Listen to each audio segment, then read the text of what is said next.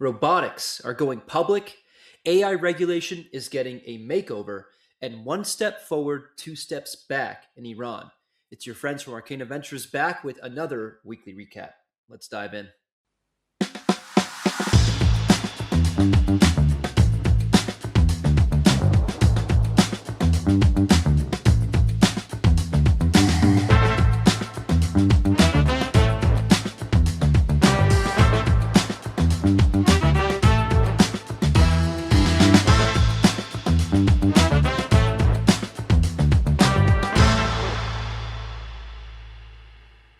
Sasha and Carmelo here, your good friends from Arcanum Ventures, here to deliver you the biggest headlines across the worlds of financial markets, hardware, technology, AI, blockchain, crypto, and more. We've got a lot to cover, as usual. These weeks are getting crazier by the week, by the month, by the quarter. Mello, how are you doing, man? And how are you feeling? Yeah, doing good. And I was just thinking to myself, like, this myth that VCs enjoy the summer and they leave for the whole summer and they go, especially in Europe and the Mediterranean. But we didn't get the memo because you and I are working hard as ever. So I think we need to find some time to actually have a VC summer. But right now, we're here to report the news, and we got a lot of interesting stories to talk about today. Yep. You already know that we have to at least talk a little bit about the war in the Middle East, as we do every week, Yep. because it impacts everything we do in all the markets. And honestly, Sasha, this is a hard one to write for because last night I was doing my research, and then by the time the morning rolls around, everything changes. So Yeah. apparently, the Iran ceasefire, there was a ceasefire in place, but Trump has now declared it over in the last day. Uh, After that, the U.S. launched second day of strikes, and oil jumped 6%. So on July 7th and 8th, there was this conference, NATO summit over in Ankara, Turkey, and Trump declared the Iran ceasefire over. He said dealing with Iran was a waste of time, and the trigger apparently was Iran's Revolutionary Guard attacking 3 commercial ships in the Strait of Hormuz. So this is the big thing that we've been talking about. The Strait of Hormuz is obviously critical for global trade. I think a fifth of all oil passes through the Strait of Hormuz, before the war at least, not now. And in retaliation, the U.S. struck more than 80 targets, including air defense, radar, anti-ship missile sites, and 60-plus Revolutionary Guard boats. Iran also fired back at U.S. bases in Bahrain and Kuwait. These strikes are now in the second day as we speak, and oil jumped up, not surprisingly. I think the market was a little bit surprised, so this is sort of like a market surprise sentiment reader. If it jumped 6%, it means that it wasn't priced in. People expected a lull in the violence and the attacks, but now it's not the case. So Trump is escalating hard right now in the U.S. admin, calling Iran's leaders scum and threatening to hit civilian infrastructure once again, like power and desalination plants. This is unfortunate because we were seeing this walk back and kind of softening of rhetoric in recent weeks and in the last month. But now, especially, things have been a little bit more intense. This last week, there was the funeral for the Ayatollah, the supreme leader in power in Iran since 1989. Who was killed in the airstrikes to open the war. So, yeah, things are really tense right now. I don't know if we're going to go out back to all out fighting, but at the moment, this is kind of another peak in violence. So, who knows if it's going to pull back in the next few days or not. But yeah, we'll be watching closely and reporting on it every week until it ends. Yeah, very unfortunate. I mean, it feels like that ceasefire was a temporary, eye of the storm passing through, and maybe we're back into the thick of it. It just made me realize, I have a good friend that I'd spoken to yesterday who's Iranian, and he told me he's heading back to Iran to see family because it's been a couple of years, and awful timing. I'm really hoping the best for him and his family. I think, it's difficult to predict what's going to come after this. The fact that Donald Trump came out with a public statement and said very clearly and plainly, it's over. It was a waste of time. I don't know what is in the bingo card of what happens next in the Iran war. I'm hoping it's not civilian infrastructure targeting. I'm hoping it's not boots on the ground or even potentially, I don't want to say it, but like a weapon of mass destruction. These are all awful things that can unfold. And, we talk about this in the context of the markets, but let's be honest, this is something that's affecting the globe, not only from a financial perspective, but culturally and psychologically as well. So, just hoping for the best here. I don't want to make any predictions of what's going to happen, but, fingers crossed that we can come to some sort of resolution where, we minimize the damage and minimize loss of life. Yeah, absolutely. Yeah, it's a human issue more than anything else. So we're obviously hoping that there's no more needless violence, but yeah, remains to be seen. Yeah, absolutely. On other news, the Dow cracked 53,000 for the first time as Trump rings the bell for Trump accounts, what are being referred to as Trump accounts. So on July 6th, the Dow Jones Industrial Average closed at 53,055, actually gained 0.72%, and the NASDAQ added more than 1%. President Trump rang the opening bell at both the New York Stock Exchange and the NASDAQ from the Oval Office, not actually the trading floors themselves. But the event was staged to launch what he referred to as Trump Accounts, which is a new program designed to give children access to stock market wealth through investment accounts, which is, concerning in and of itself. Trump has repeatedly pointed to rising stock prices as proof his economic agenda is working. He told reporters last week that everybody's profiting. We've seen this type of playbook within the Trump camp before. Obviously, kind of like ringing the bell and signaling success or a win before something bad happens. For context, Federal Reserve data shows the top 1% of earners own roughly half of all equity wealth within the country. So we know where that wealth is really going. But during the event, Trump touted Dell by name and told consumers to go out and buy a Dell computer.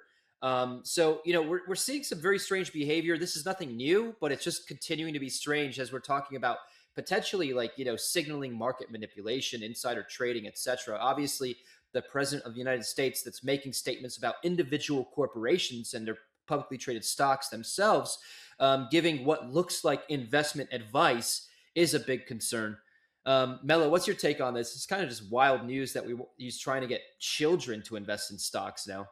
Yeah, I mean, like I try to catch myself and not get too political, but this is obviously beyond politics by now. And like ringing the bell from the Oval Office to launch kid investment accounts and putting your name on them too, and then telling people, mentioning Dell by name and telling them to go buy a Dell computer, and then the stock, I think it pumped like 4% on the day.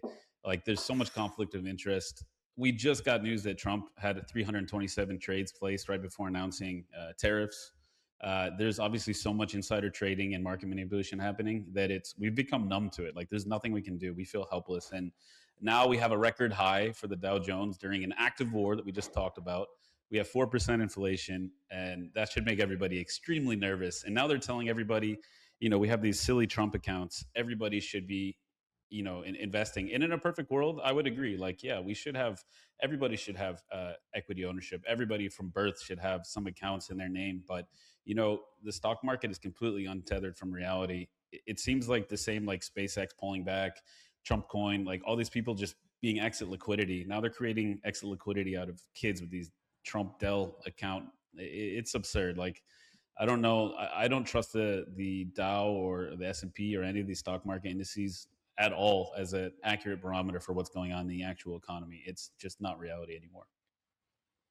Yeah, I mean, I don't know a whole lot about these Trump accounts. This comes as news to me. But I think the general public already has a lot of trouble in understanding how investment and investment strategies work, and the Mm-hmm. fact that we want to bring children into it is obviously a huge concern because we can guess that children are probably, on average, way more uneducated on how to invest or what investments actually mean or what to look for. So, worst case scenario, it looks like we're trying to steal liquidity from kids, take the kids' candies. But I don't know, maybe there's some positive here in trying to financialize or at least create some, avenue for children to think a little bit more about investment and money management at an earlier age, which I know a lot of people in the US have been critical of around the education system. But yeah, I'm not seeing a whole lot of positive signal here. I mean, there is some positive here, right? Like the top 1% owns like half of the market. Well, how do we change that? We give people exposure. So I think the idea was Dell put in 6 billion of his own money to get way more than 6 billion, frankly, in tax write-offs and favors with the government. But 6 billion of his own money into these accounts. Basically, any kid under the age of 18 right now can apply for it. You can apply on behalf of your kids, sorry. And then they have this sort of fund in their name. Maybe it's small, but it has some pre-existing equity in it. So it's not like they're losing money they didn't have already, or they did have already, but it's still getting them maybe addicted to the idea. It's like, in some of these exchanges, they give you free money like in a trading account. just to get you hooked, and then you realize how addicting it is to trade, and then you lose all your money. Like, or the casino, when they give you a credit to come to the casino and lose your money in a blackjack table. So maybe it's operating a little bit like that. I don't know. I don't know. I'll leave it alone. Well, All right, well, on to our next story. This is usually we don't do this many stories in the first segment, but this one's pretty interesting. It's not necessarily a story, so much more as an observation of what's happening in the market. And right now, big money is quietly leaving big tech for healthcare, industrials, and Japan. As June closed, a market rotation began, and investors started pulling out of technology stocks in mass and moving more into healthcare, industrials, and financials, according to Barron's.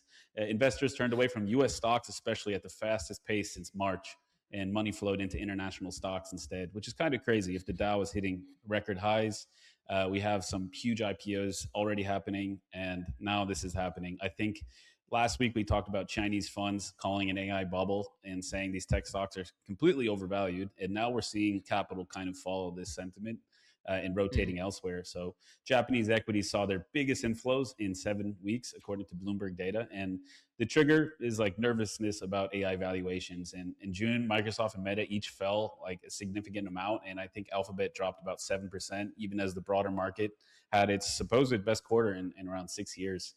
So it's a little bit interesting. I think two prominent voices also added weight this week, with Michael Berry of Big Short fame disclosed new AI short bets, calling this the beginning of the end, which is a little bit ominous. And then obviously, like I said, we had the Chinese hedge fund managers separately warning about the AI rally being a super bubble last week.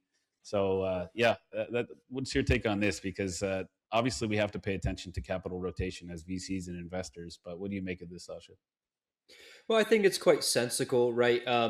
Markets always go through these cycles of speculation and fundamentals, and those are not really like on opposite ends of the spectrum. But if you look at it around capital rotation, you think about people that are taking advantage of speculation in markets around taking like short-term gains and then falling back into what we've talked about many times in the past, like safe havens. And in this case, people are seeing that kind of safe haven characteristic in stocks that are tied to companies that have strong fundamentals. They're making money, they're safe bets, and maybe it's less volatility. And so they're just rotating in and out of risk, I think. Around the AI bubble itself, I think it's becoming more evident. It's on everyone's minds. There are many people that are using LLM technologies and fundamental AI models for everyday tasks now. But I think the journey that we've been going on and what we've been seeing is that a lot of these models are quickly becoming commoditized. And we actually wrote about that in our newsletter that just went out earlier this week, and how the future of the AI landscape might look.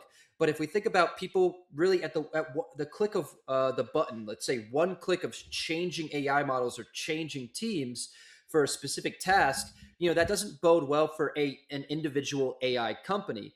And the fact is, it's becoming more and more clear that many companies, many CEOs, and many leaders that have laid off tens of thousands or hundreds of thousands of employees to try and swap out that operational expenditures with AI and try and boost short-term finances, they're now coming out and saying that this was the wrong move because the cost of tokens and compute and everything else turned out to be way, way higher than actually just employing people to do those same tasks for a lot lower.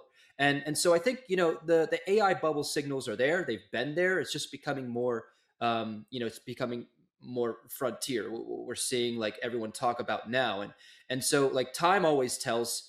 We're just getting to this position where it's like, okay, maybe we need to think less about the speculation around AI bubble and more about fundamentals. Yeah, absolutely. These wild PE ratios and everything that you mentioned, like I agree 100%. I personally think there's a bubble reckoning awaiting us, but I don't want to predict that either. I would prefer that we be spared from that outcome. Mm. Now, deep into technology and hardware news, we're kicking off our story with, of course, something that's AI tangential. Apparently, Anthropic has started to lay out plans for launching its own chip, and they're talking to Samsung to build it. They reportedly are in early talks with Samsung to manufacture a custom AI chip, and the move would put Anthropic in the same race as OpenAI, Google, Amazon, and Meta, all of which are working to control more of their own hardware stack rather than relying on companies like NVIDIA. Frontier AI labs are pursuing custom silicon to cut costs and reduce dependency on NVIDIA GPUs as well. which remain the primary bottleneck and expense in AI infrastructure, as we know. The talks come the same week as Anthropic's revenue run rate projections overtook OpenAI's, with Anthropic targeting 47 billion and profitability by 2029. This also lands alongside reporting that Anthropic rolled back a Claude Code feature after scrutiny over tracking tied to time zones and possible links to Chinese tech companies. And for scale on the broader trend, custom chip programs are now considered a competitive necessity among top labs. And so these companies that are looking to essentially take a lot of their AI infrastructure and put it onto custom AI chips, TPUs, this solves a number of problems. It moves the technology closer to the hardware stack, which makes it more efficient and makes it more on demand and more tethered to the actual hardware that users are interfacing with. But it also cuts down on compute costs. It cuts down on electricity consumption, energy consumption, and reliance on data centers. So this is a really interesting move. I think it was like kind of the logical progression that we were expecting to see within the AI landscape. Yeah, and like as we're seeing with these distillation attacks and this development in China with all these open source models, that the LLM is actually like the the easiest thing to replicate now. It's not the moat at all. It's actually the energy. They're more worried about energy right now to power data centers. They're worried about chips. That's why last week or the week before, I think it was OpenAI announced the jalapeno chip.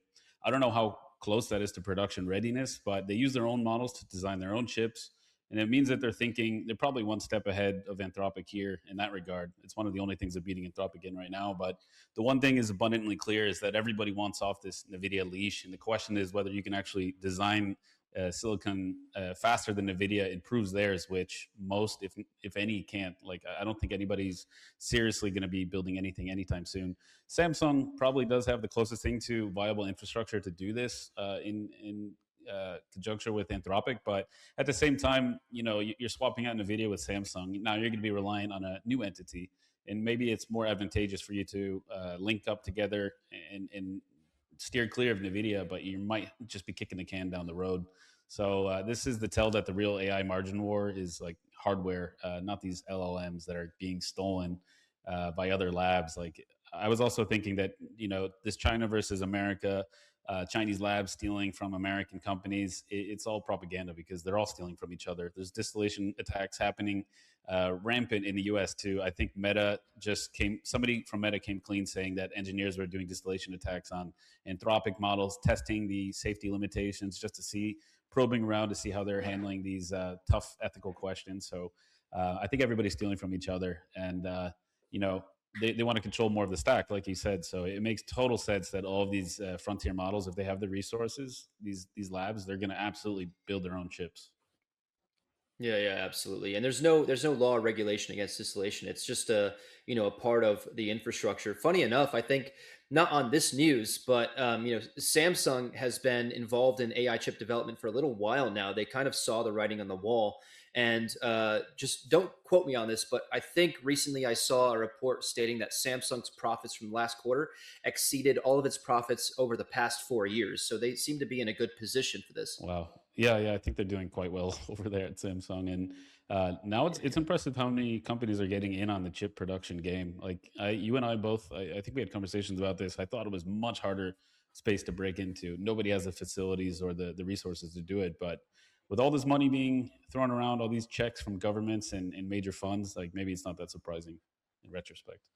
yeah, yeah. I mean, funny enough, I think TPUs are way less complicated to manufacture than like the top of the line Hmm. H200s. Yeah. Yeah, so purpose driven, and they're built for a specific reason, so it makes sense.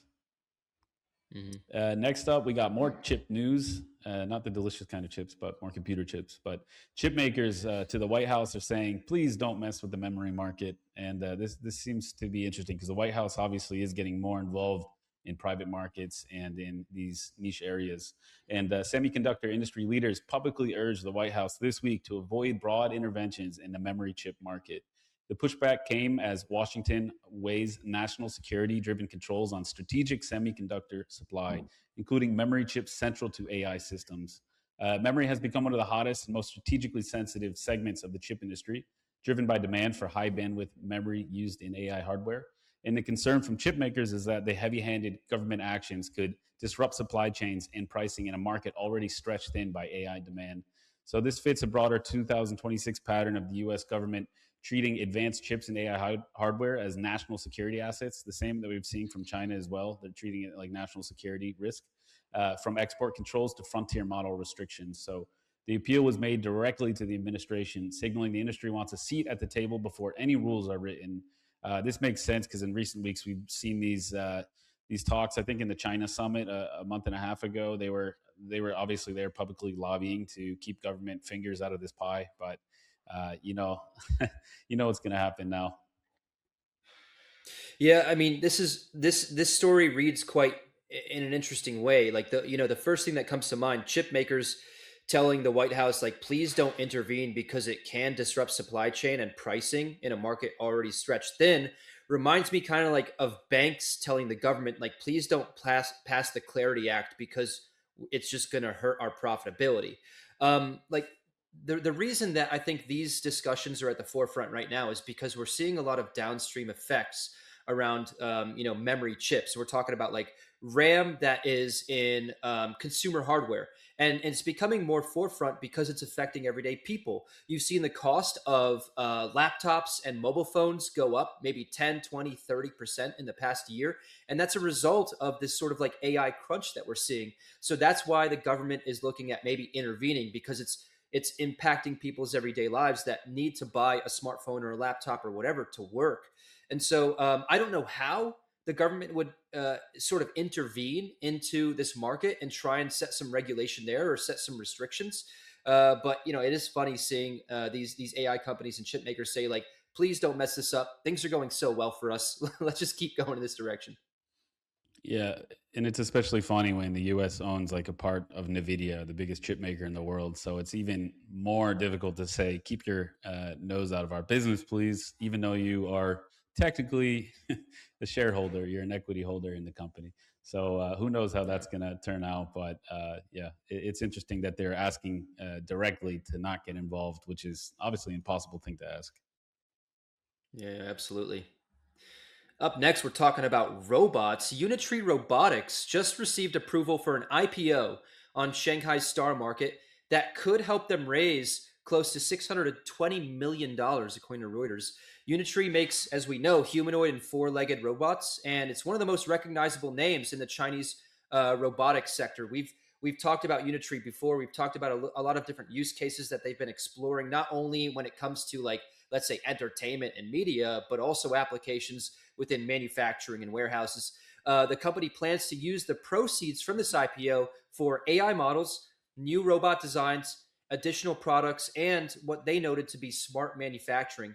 And so the IPO is a significant signal for China's national push to move physical AI out of lab demos and more into factories and homes and public spaces, actual real use cases for robots. But for investors, Unitree becomes a rare public market proxy for the humanoid robot trend, which has attracted enormous capital in 2026. We've been reporting on this for a while and how embodied AI is really one of our theses for this year. And this comes the same week two other Chinese robotic firms, which includes AI2 Robotics and X Square Robots, they each raised funding at a $2.8 billion valuation. And US humanoid robotics maker Agility Robotics filed to go public via SPAC. So we're seeing a lot of movement around the embodied AI and robotics space, but more so into the public offering arena. So very interesting news. Yeah, and this is hilarious. Maybe it's indicative of how absurd our markets are right now. But right now, you and I talk about robotics every week, and seeing a $2.8 billion valuation seems like a steal right now compared to Yeah. some of these multi-trillion-dollar plays that we're seeing. So yeah, it is the absolutely the cleanest way for a regular investor to bet on humanoid robots right now, and it just happens to be Chinese. It's a Chinese company, a Chinese index. So sit with that for a second and think about how strange that is. And China, we say this all the time, but they're running laps around the U.S. at least in the robotic space, if not other spaces. But they're moving from demos to public markets, while the U.S. is still arguing about everything. Like the U.S. can't make up its mind, and we're supposed to have the most technology bullish administration in U.S. history right now, but it can't get anything done. So that's a little bit insane to think about. That's so funny. I was thinking the same thing. I saw that number. I'm like, oh, 3 billion valuation. That's What a low. I never thought us think those what a words. bargain! Like to get exposure to a robotic company, that's amazing. Oh my god. All right, and moving on finally to AI, we spoke about Nvidia and the U.S. government getting involved with the chipmaker, but OpenAI had a wild pitch this week. They proposed giving the U.S. government a 5% stake in the company, which is very strange, very questionable, especially in light of everybody arguing about socialism in the U.S. right now. That stake would accordingly be worth around $42 billion at present value. So, voluntarily giving the government $42 billion, that's basically what it's come to. OpenAI has reportedly proposed giving the U.S. government that 5% stake. Uh, Based on that $852 billion valuation, that would be around $42.6 billion from its last March funding round. And Sam Altman reportedly pitched the idea directly to President Trump, Commerce Secretary Howard Lutnick, and Treasury Secretary Scott Bessent. Altman's stated argument is that giving the public a financial interest in the company is the best way to share the economic upside of AI. The proposal envisions other US AI companies, including Anthropic, Google, and Meta, seeding similar 5% stakes through a government vehicle modeled on a sovereign wealth fund. The plan is still conceptual and would likely require congressional action, but critics have called it a bid for favorable regulatory treatment from the same administration that regulates OpenAI. And we'll talk about that after this because that's absolutely one concern. A source said that Trump admin and Anthropic have not discussed the government taking a stake in Anthropic. The White House, Google, and Meta did not comment on this, but you can speculate that these conversations are being had behind closed doors. Obviously, all of these AI labs have been in trouble with the government in one way or another. This absolutely seems like a way to curry favor with the government. The idea in its own right is not the worst idea, like a sovereign wealth fund tied to these massively overinflated vehicles or companies. But Sasha, what's your take on this one? I think it's really interesting. This is a tough one to swallow. I think, look, 5% stake in OpenAI, anyone would kill for that nowadays. Um, I think we can't ignore the fact that this does create a strong conflict of interest, considering that OpenAI, like the AI companies, are sometimes at odds with the government around lack of regulation and releasing products to the public or privately. I think many people lately have been talking about how AI is going to continue to eliminate a lot of jobs. And it's important to start discussing what a universal basic income might look like as a result of that happening. And I think this might be an interesting direction, potentially in the right step, because there have been a lot of talks around AI companies like OpenAI and Anthropic that have built these powerful and incredible models that are replacing people's jobs, but they've built them on the backs of scraping proprietary information, personal information, data, art, and everything else that they did not have an ownership stake in. They essentially stole all of the information across all of the internet they could to build these models that they're making money off of or losing money on. And so it makes sense to create some sort of avenue to redistribute some of that profitability to people that didn't really have a say or a voice in how their information and data would be used to boost these private companies. And so I think it's potentially a great idea and in concept, and that's probably what they're kind of like alluding to. This is what we want to do because we stole a lot of things.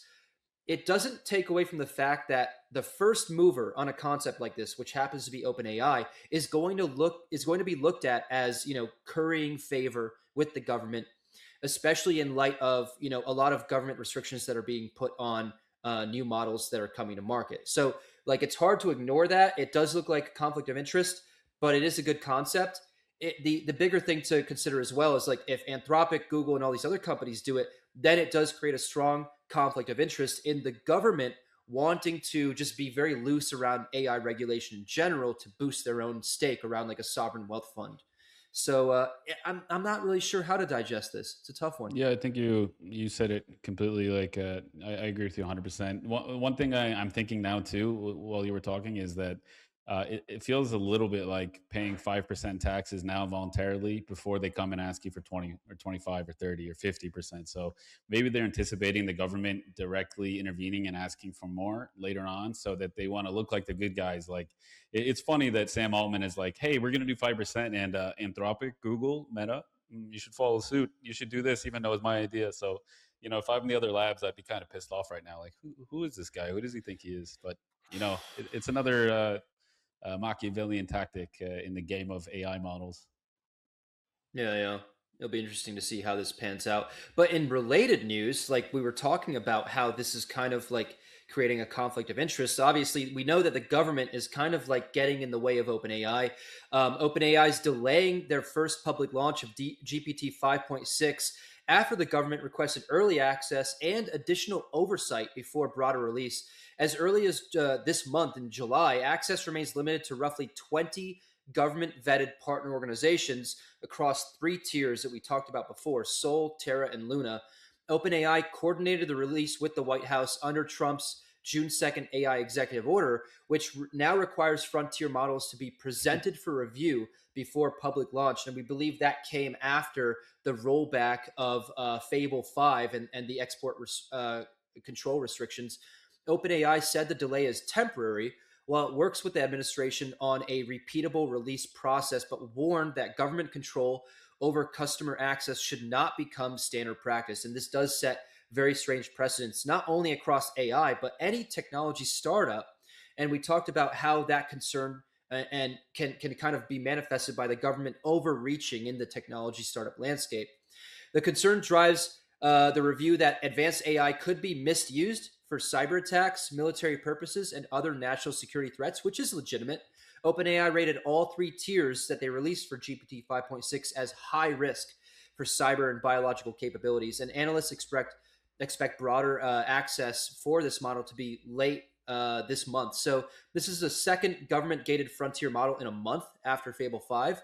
But again, it goes back to this 5% stake that OpenAI is essentially offering to the government. Maybe that is trying to curry favor and essentially bypass a lot of these controls. Yeah, for sure. And OpenAI complying and complaining at the same time lets you know everything you need to know about who's actually in charge right now. And the funny thing is, I don't know if you got the same mental visual here, but I'm imagining like a mafioso going to like a small store or a bar and smashing everything to pieces and be like, it's a damn shame if this keeps happening every month. What would stop me is if you gave me part ownership of your bar. Then why would I ever attack my own bar? That'd be silly.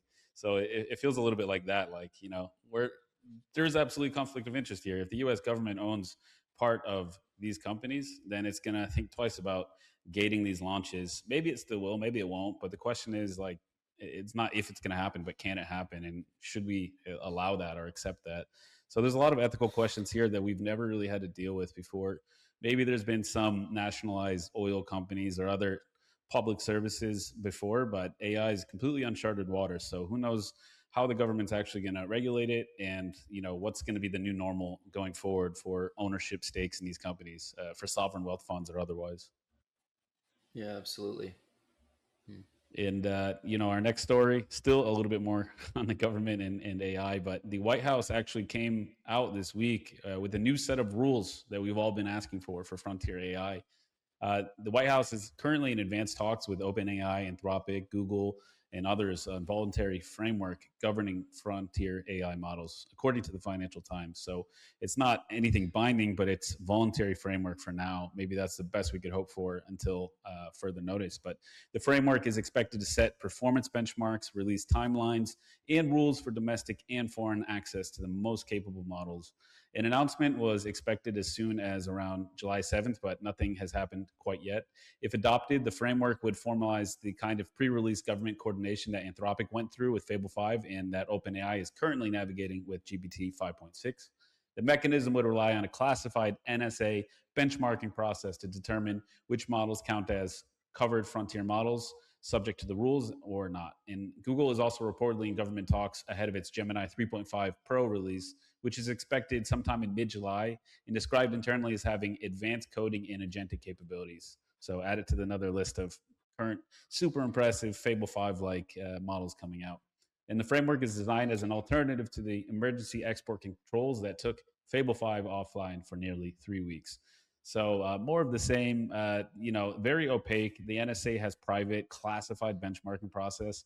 It seems like they're making this mostly a mystery to regular people and to the tech industry itself. So unless you have a seat at the table, you have no idea what's going on or what these models are actually capable of or who's getting access to them. But what's your take on this? You mentioned a funny analogy before, like the mafioso going to the bar and smashing it and saying like it'd be a shame if this kept happening. Unless you give me a piece of your bar, it doesn't make sense for me to start smashing up your bar next week. This kind of like it just kind of rolls on from what we've been talking about. There are involuntary discussions with the government around creating these regulatory frameworks, and now all of a sudden, OpenAI is in a great position to influence Google and Anthropic and other foundational LLM developers Mhm. to also give a portion of their company to the government and say, we're all in the same bed now. Let's figure this out where we don't run into these hurdles because we need to work towards profitability. We need to get these things out in the market. We need to get as many people using them, and we need to make some money. I'm not really sure how to read into this very well, but uh, we do welcome clear frameworks around regulation for AI. And of course, we talked about like the concerns around potential for cyber attacks and biological weapon development and all sorts of malicious activity with these LLMs is a huge concern because they're becoming very, very capable. And so being able to restrict that while also offering these incredible tools to everyday people that are going to be using them for their everyday lives or in work or whatever, that's very, very important. We need to establish these frameworks, but we have a lot of people that are essentially positioning themselves for a conflict of interest, and it doesn't seem like there's a whole lot of transparency around this. I don't think if the public is going to be involved in these discussions, but um, you know, I don't. We'll see what happens. Yeah, probably not. Probably not.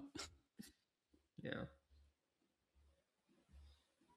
All right, and next up, we've got some more AI news coming out of Microsoft. They announced the creation of the Microsoft Frontier Company, which is a new operating unit backed by a $2.5 billion investment.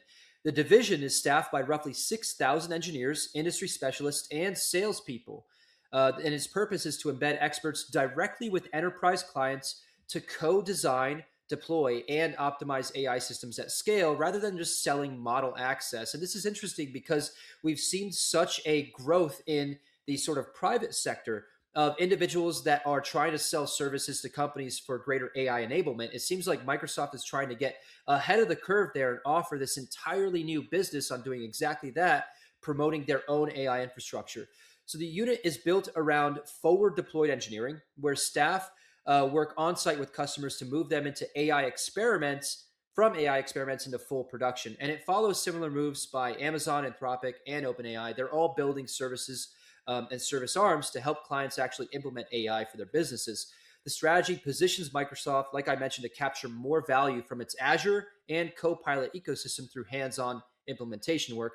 And the launch does signal an industry wide pivot from selling models to selling full stack AI transformation services, which is incredibly important because this infrastructure is getting more and more complex.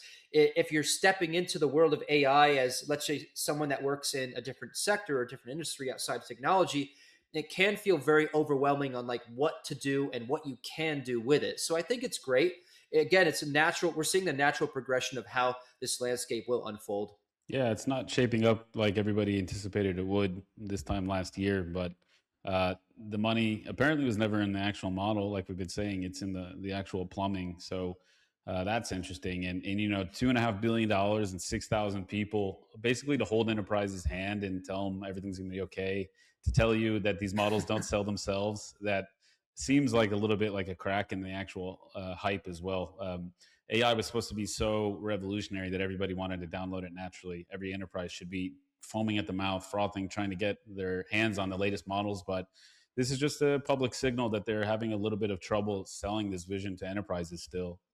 Maybe it's a little bit easier to convince individual users or retail users, let's call them B2C, but B2B is a lot slower. So they set up this company basically to facilitate that, and apparently several other companies too, like Meta and Anthropic, and they're all having similar issues. So that's interesting, but at the same time, you're not really selling models anymore. You're just kind of infusing it secretly into everything you do. So now people are using AI without realizing it. Companies are using AI without realizing it. It's permeated everything we do, so it's impossible to avoid. So it makes sense to have these handholders on the payroll to help onboard and teach you how to use them more efficiently. I guess that's the next step. Yeah, it's a great strategy. Finally, we got a really interesting one because I've personally been following this. I love film, I love music, and I'm loving this battle that's happening right now and setting the standard of what's acceptable and what's not in Hollywood or in the entertainment industry. But Midjourney is actually having a lawsuit right now with several Hollywood studios and suing them for being opaque about what they're actually doing with their models. Midjourney is trying to force three Hollywood studios to disclose exactly how they use AI internally as part of an ongoing copyright lawsuit against the company. The backstory here is Disney and Universal sued Midjourney in June 2025, arguing its image generator could produce copyrighted characters like Bart Simpson, Darth Vader, you name it, Warner Bros. Characters. Warner Bros. Also filed its own suit a few months later, so they joined in on this action against Midjourney. Midjourney's defense is that training its models on copyrighted characters is permitted under fair use. So this is another like battle that's going to shape up and show us what we're capable of, what we're allowed to do, what we're not allowed to do. We're being companies and AI models. The current fight is over discovery, so the documents each side must hand over. A judge previously ruled the studios only had to disclose their AI usage when it led to consumer-facing videos and images. In its latest filing, Midjourney wants that limitation overturned. So it argues that the restriction lets the studios cherry pick documents that support their case while hiding ones that would actually help Midjourney's defense. Midjourney's core claim here is that withheld documents would reveal whether behind closed doors they are doing exactly what they are suing Midjourney for doing. For example, if studios are building their own image generating AI for storyboarding, Midjourney argues that showing training on unlicensed copyrighted content is an industry norm, even amongst the studios. So, the studio lead attorney David Singer previously called this a fishing expedition. He said the studios don't seek to stop AI or shut down Midjourney, but simply want Midjourney to stop copying their movies and TV shows and stop reproducing their famous characters without authorization. So it's very interesting. I think it's ironic that we're starting to see more and more movies come out of major studios where people, whether it's true or not, doesn't matter. This is the public discourse. But on YouTube, I'm seeing new trailers come out from Pixar or Disney or whatever saying this looks like it was AI generated. Like the new Shrek 5 trailer looked a little bit questionable. It's funny that they're like, don't be hypocritical. You're also doing the same thing. Be honest and transparent in this lawsuit, and then we can have it out fairly and see where the dust settles. But yeah, what's your take on this one? I mean, out of this is probably my favorite story from the week. Like we've covered a lot of stories, like big ones, but this is my favorite one because it focuses directly on IP. And like it's been true for the more than the past decade. Information is the new currency, Mm-hmm. and information needs to be respected as far as like the source and who creates it and how it's used later down the pipeline. This does make me think of like it's sort of like you're fired. What do you mean I'm fired? I quit. Like let's just sue each other and try and get to the bottom of this. But hopefully, as a result of these different lawsuits, we do see a little bit more clarity around how IP is used for AI infrastructure and how that AI infrastructure that integrates that IP is used later. I don't really have a take or prediction on what this is, but it does sound like bickering right now from studios that are in a very interesting and potentially threatening position because there's a lot of competition now where you can create visual content, film, movies, TV shows with a very cheap budget using some of these tools. And a lot of these larger studios have also been losing at the box office to more indie organizations as well. And that's been seen more notably over the past few months.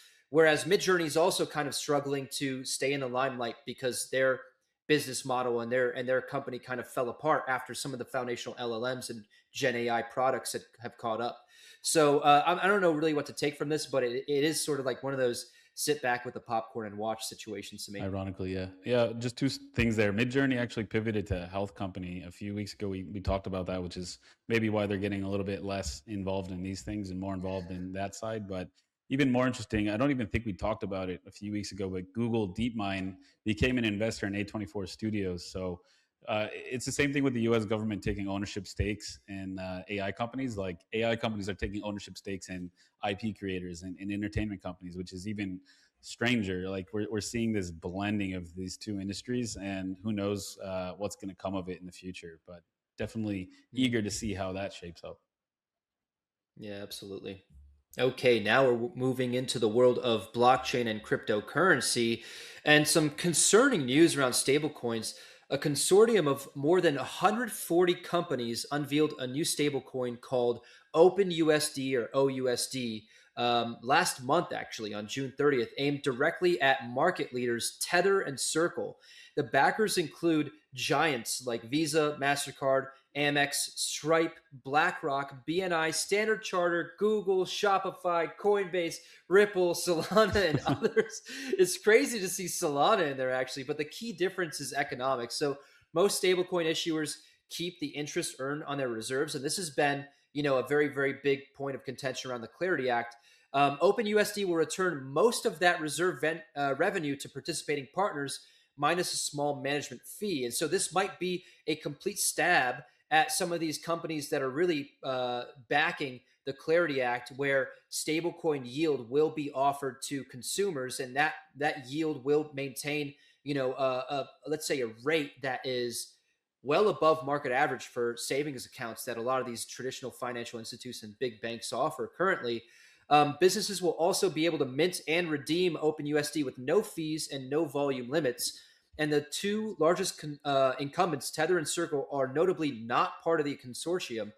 Tether's USDT, as we know, holds about 62% of the market, with Circle's around 25%. And Circle publicly traded stock fell roughly 13 to 17% on the announcement, which is its weakest level since February. So OpenUSD is slated to launch later this year, running natively on Solana and Stripe's Tempo chain, with support planned for Base and Ethereum, and Stripe will make it the base stablecoin for its commerce ecosystem. So this is a little bit upsetting to me. It seems like, TradFi found a way of bypassing the expected high yield for stablecoins that are being negotiated within the Clarity Act. They've essentially ruined the party. Yeah, I mean, it's not just TradFi, right? Like Ripple and Solana are also helping out, and then some 2.5 companies like Stripe, who's crypto integrated. So when Visa, Stripe, and BlackRock team up to give away yield, like they're not being generous at all. They're commoditizing the business model to kill you. And this is horrible news for Circle and Tether. Like this is a big middle finger to them. Like Circle stock dropping double digits, it tells you that this is very real. It's not just a press release. So, like these companies got fat keeping reserve interest for themselves, and now the whole consortium exists because that was like too good of a thing to leave alone. And maybe they don't have to battle in court or in the Clarity Act. They can just directly attack the industry by creating an alternative. And I don't know if this is good for crypto or bad for it. It's just more proof that TradFi is slowly seeping into digital assets and taking it over. They've understood and realized that the piping and the plumbing is very useful, and it's the future, it's the way forward, but they want to control it themselves, which is kind of what you and I have been expecting to happen for years now. Yeah, make no mistake, we've been stabbed in the back by Solana and Ripple, and this is big news because we're talking about like yield that would normally go to people that are holding stable coins, and now all of a sudden there's a big player saying no, no, no, we're keeping that. So it's very disappointing. I mean, on the other hand, it's good to have options. But speaking of options, everybody wants to have their own stablecoin now too. So it's not just going to be Circle, Tether, OUSD.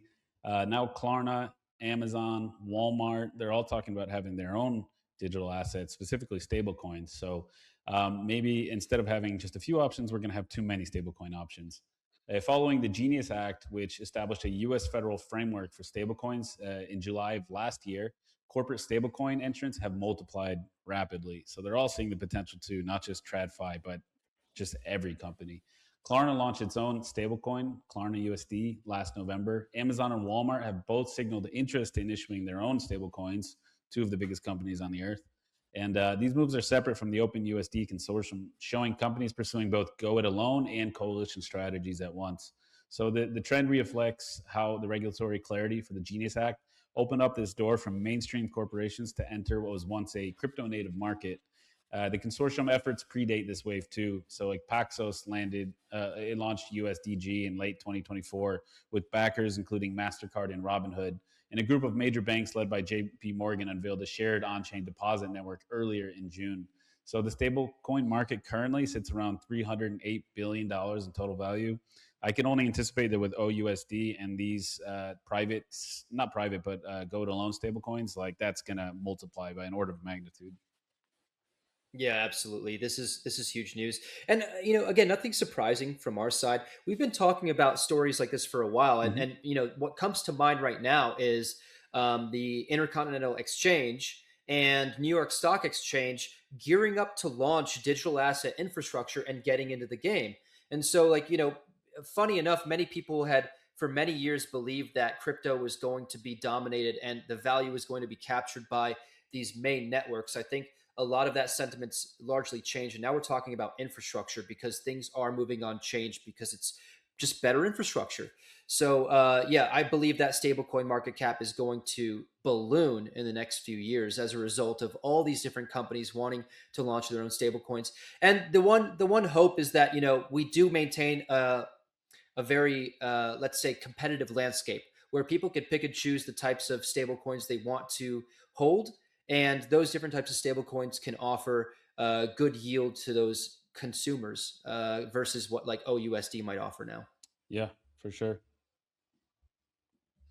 Up next, we've got some interesting news around a meme coin on July 6th. Bonk DAO, the governance body behind Solana based meme coin Bonk, confirmed its treasury was drained of roughly $20 million worth of Bonk tokens. The attacker did not hack any code. In fact, they just exploited the DAO's own voting system on Solana's Realms platform. And here's how it worked. Over July 4th and 5th, the attacker spent roughly $4.4 million buying just over 1% of the token supply across exchanges. And that was exactly enough to meet the quorum, the minimum participation needed to pass a proposal. So the malicious proposal, which sat live for 6 days, transferred the treasury to a wallet the attacker controlled. Only 7 wallets voted in that proposal, and the attacker controlled roughly 99.9% of that vote with that ownership stake that it has. So it passed cleanly without any friction. And once it passed, roughly 4.4 trillion Bonk tokens that are worth about $20 million moved to the attacker's wallet, and they immediately began selling. So the price fell about 9 to 10% on the news, outside of the sell pressure, of course, from the attacker's wallet. Upbit had suspended Bonk deposits and withdrawals. So unfortunately, they froze Bonk transactions, kind of pigeonholing holders and screwing them essentially during this attack. BonkDAO says it has traced the exchange wallets that were used, and it's working with exchanges, bridges, and the Solana Foundation, in addition to law enforcement, to try and get some recovery back. But that recovery does remain uncertain because governance transactions are extremely hard to reverse. They're done potentially legally. This person just made an investment and then cashed out on that investment. And so the incident reignited a debate because every step was a valid transaction. Hmm. Some argue it was not theft, but an exploitation of weak rules. Ripple's David Schwartz labeled it corporate fraud, and the DAO lacked time locks, higher quorum requirements, or multi-sig controls that could have stopped it. So, very disappointing news. We've been talking about for a long time now how many early DAOs were very flawed in the way that governance is implemented in the risks and controls that are put into place. But what's your take here, man? Do you think this is going to kind of like make people rethink crypto or maybe even rethink DAOs in general? Yeah, I mean, I think we've already seen basically the death of DAOs, at least temporarily. Like you and I have built our fair share of governance systems, and it's one of the hardest things you can do. This doesn't read like a governance system. It's more like a suggestion box with a pair of keys, like duct taped lazily to the outside. Like anybody, I hesitate to call this person an attacker or this a theft. It's not a hack. It's legally using a governance system that is completely flawed. I don't know who built it, but they did an awful job because there was no decorum, like you said. There's no time lock. So spending 4 million of your own money, which not everybody can do, you have to have resources already to steal 20 million by just voting, and it's very on brand for crypto. And I think that's why DAOs have largely died out. I don't know if they'll ever make a comeback. I think this is the biggest issue: is not being able to agree on what a proper governance system looks like.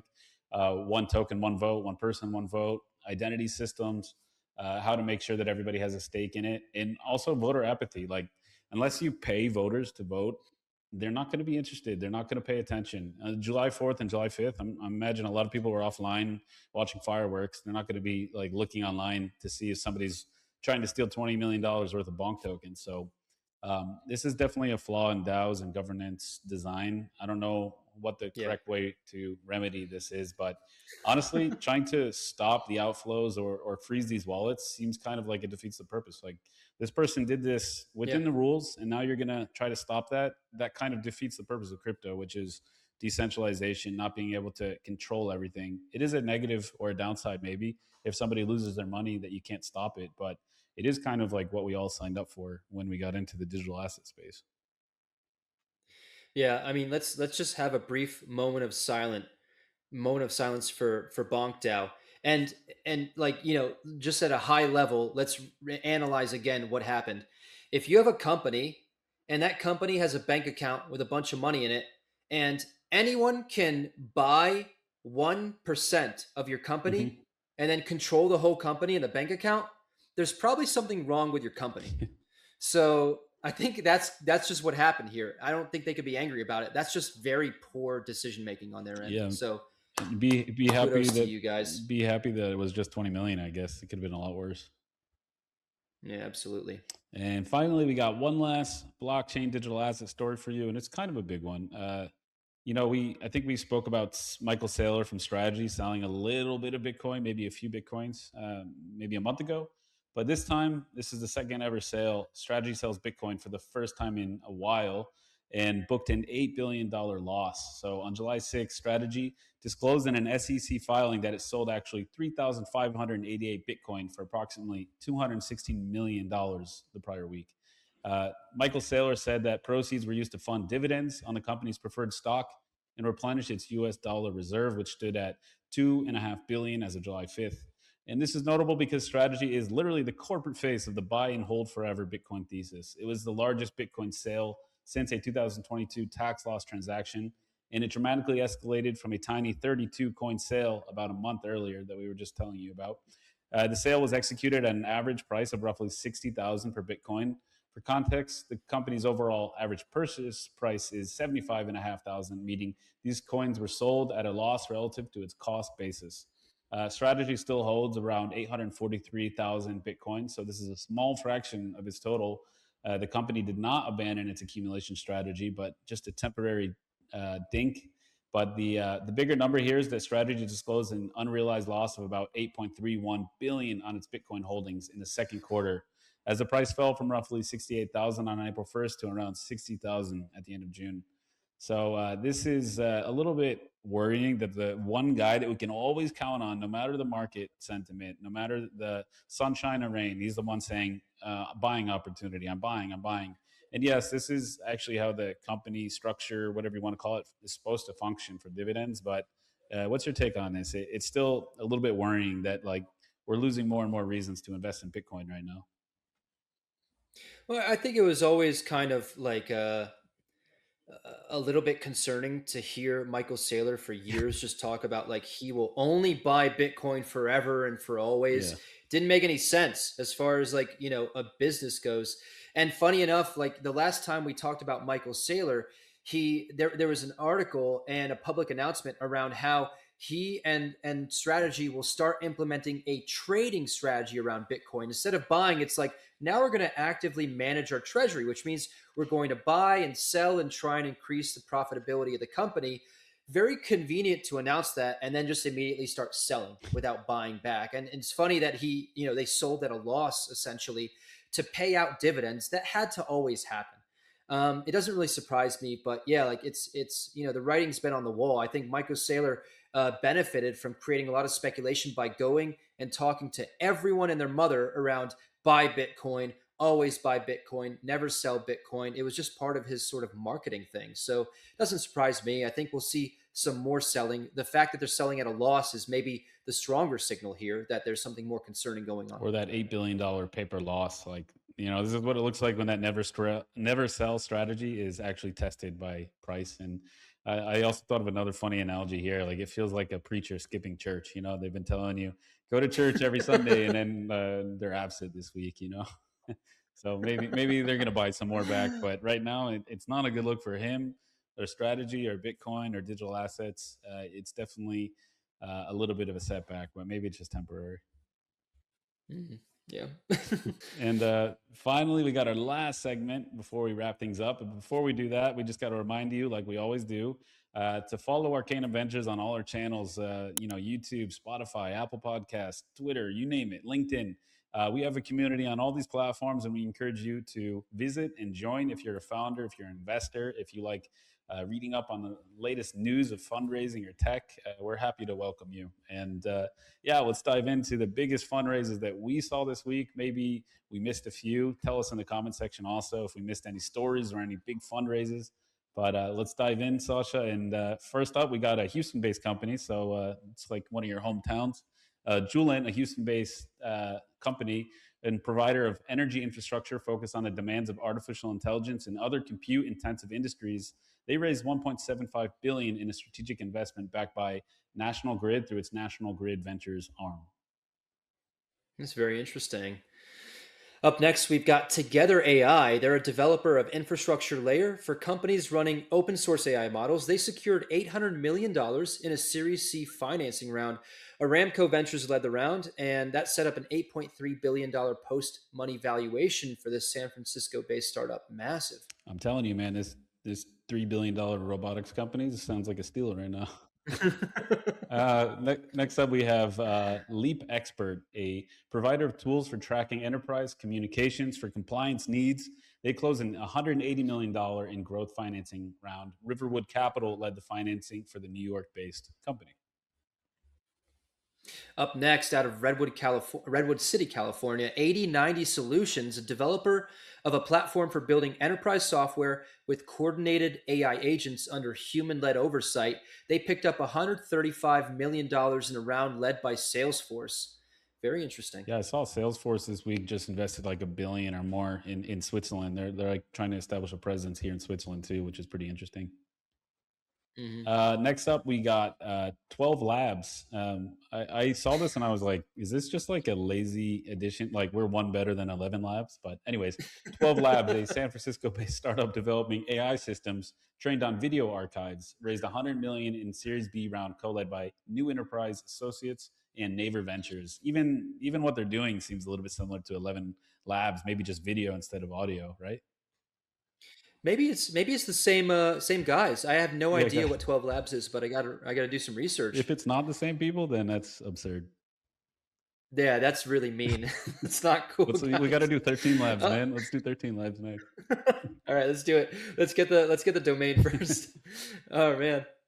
Up next, we have HiArc. They're a developer of AI-enabled tools for designing homes and managing workflows around home building. They picked up $95 million in a Series C funding round. Insight Partners led the round, and they're based out of Durham, North Carolina, a place that we don't see a lot of startups coming out of. Yeah, and then our last one too. This is particularly noteworthy because it's from Bogota, Colombia, which I don't think I've seen any startups raising this much money from there. But Adi, a Bogota, Colombia-based digital credit and buy now, pay later platform, raised $85 million in Series D funding from Citius Capital and BTC Pactual led the round, and they were joined by existing fintech venture investors that invested in earlier rounds. But that's pretty exciting for LATAM investment.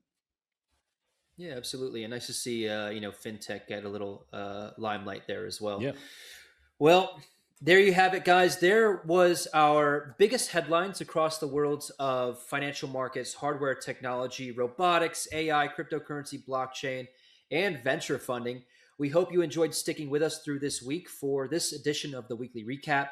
Again, one more reminder, if you're enjoying this content, if you like our perspectives on what's happening in the world around you, make sure you tap that like button and follow us. Check out the links below for all of our communities and everything else we got going on.